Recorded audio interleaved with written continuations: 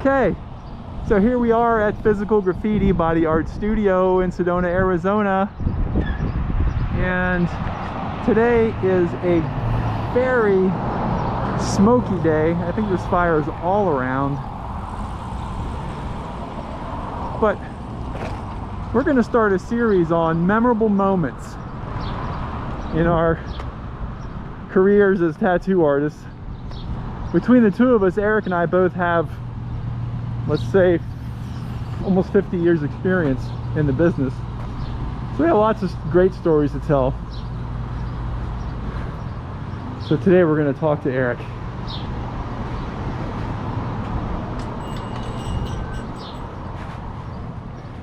Hey, Eric. Hey, what's happening? We meet again. How's it going, man? Oh, it's going great. I'm getting to sit in this really cool chair. Yeah, no kidding. This is comfy. It's beautiful too. I love it. It's solid. Yeah, it's cool. It's got some character. Yeah, this is a good spot. So I said that we were gonna probably talk about memorable stories from being in the business as long as we have. I said between the two of us we have almost 50 years experience. So we have all kinds of crazy stories, and sometimes it's hard to think about all of them off the top of your head. But right. I reminded Eric of one story he was telling me about, that the shop that he had in Chicago was on TV. They did a show about it. Yeah. What happened? Yeah. The specific shop was in a town called Antioch, Illinois, and the name of the shop was Liberty Tattoo, and the way we spelled tattoo was T-A-T with the number 2 because it was the second location. Witty, right? But it's kind of cool. Yeah, that's a great idea. My wife and I both owned and ran it, and we had to build it out. It was a huge space, and the building was rebuilt, I believe, in 1901, and it was gorgeous. It was 4,000 square feet, and the previous owners sold knickknacks and couches and little dustable things that you buy to put up in your home. So it's an old part of town? Yeah, it was an old part of town. And so there's parking on the street? There's parking on the street, and there was a giant parking lot in the back where they used to have like old car shows and carnivals and stuff like that. So it was really nice for the community, and as a matter of fact, right behind the building that we're in, there was a large band shell where they'd have concerts and stuff like that throughout the summers.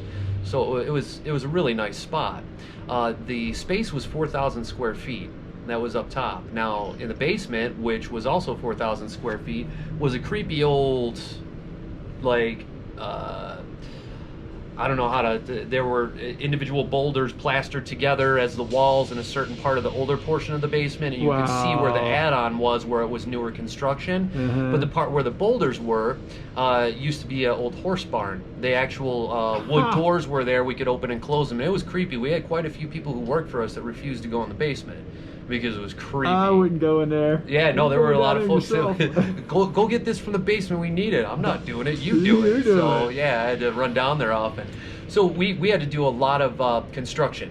We tore down walls. We put in new carpets. We tiled the hell out of the place, and painted everything. It was a long process. So you basically fixed up the building really nice. Oh, really nice. Yeah. Really I saw nice. pictures of it. It's beautiful. Thank you. We were real proud of it. It was a beautiful space. It was a comfortable space, you know.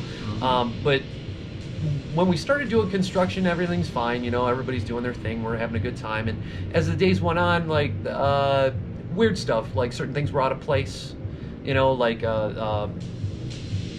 let's see, various tools and stuff like that. So it was just kind of strange. And one of my neighbors that lived in my neighborhood used to work at this place before we took over, and she stopped in to see the progress that we were making, and she noticed that we had a ladder leaned up against a door to the basement, and she cautioned us that it was glass. Like we had the ladder leaned up against glass. We're like, it's not glass, because it was painted over black.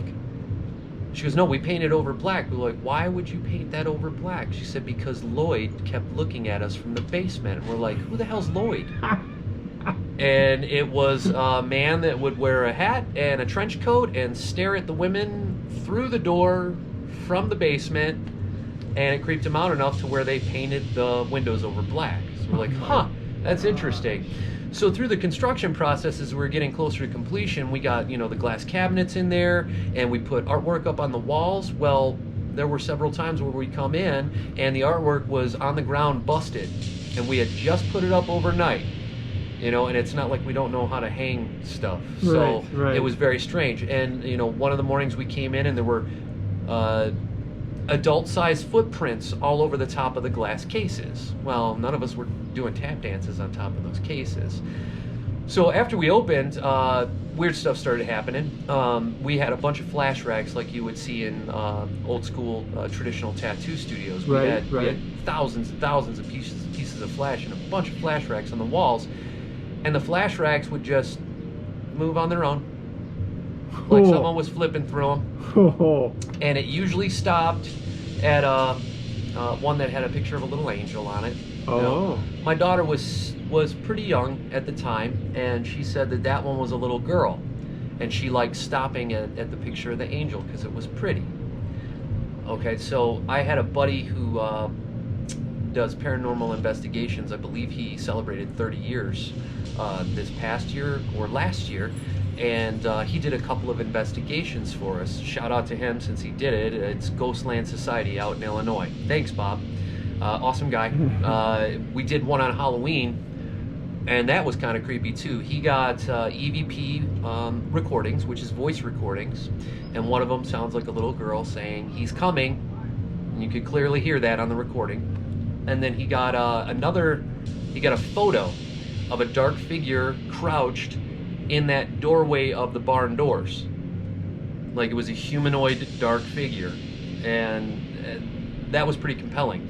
So in the paranormal society, I guess people catch wind of what each other's doing. So it finally got around to a show called Paranormal Survivor, and they came in and they did a bit on us, and I believe it is the second season of Paranormal Survivor, and our episode that we're on is called Evil Intentions. And they do reenactments and stuff, and that was interesting to watch someone play me and my wife. It was just weird, but who played you? I don't know. There wasn't anybody famous, Was it Mel Gibson or something? Oh, that would have been awesome. That would have been awesome. Mel Gibson playing me. That'd be something else. No, but everything that we went through on that show, all that stuff happened. Like my wife tells a story of her, because we had a break room in the back that was totally separate. Like clients couldn't get back there, and it was huge. There were like 3 couches. There was a place where everyone could eat. There was a table, and there was a bar area, and there was a giant screen TV. So, if it was quiet or if there were enough people up front watching, my wife dipped in back and was taking a nap. Well, she told the show, and she told me this before the show, but she was sleeping and she felt someone grab her ankles and pull her down the couch. Nobody was in back. Oh my goodness. Nobody was in back. So we were having, at another time, and I don't think this was on that show, we were having an event, like a grand opening or whatever, and my dad, who owned the building, he purchased the building after we had been renting that space for quite some time, wanted to, we invited him so he can come and check it out. And my wife and I saw who we thought was him walking around the back. He was the only one in the back room. And we were halfway to the back. So we both saw, hat, trench coat, him walking around. And then my wife and I realized he was up front. And we went in back looking for somebody. There was nobody there. So there was enough odd events to where paranormal investigation groups and TV shows took note of it. Wow. Now, another creepy thing. Interesting. Another creepy thing, and I can't confirm this, but I was told this by many of the locals. Now, my wife and I lived in that town for 16 years.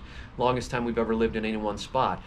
Quite a few locals did tell me that the serial killer, John Wayne Gacy, helped pour some of the concrete basements in the north corridor of that area of town. Oh my gosh. So yeah, there was a couple of creepy spots in the basement. Yeah. Yeah, I wouldn't go down to that basement. Forget that. Oh yeah, way. I'll tell you what, being down there in pitch black, because that's how they wanted it during the investigations, was a little unsettling at times. I had friends that we'd bring down there, and like I'd grab their hand and bring them through there because they were so wigged out. I'm like, come on, guys, it's fine.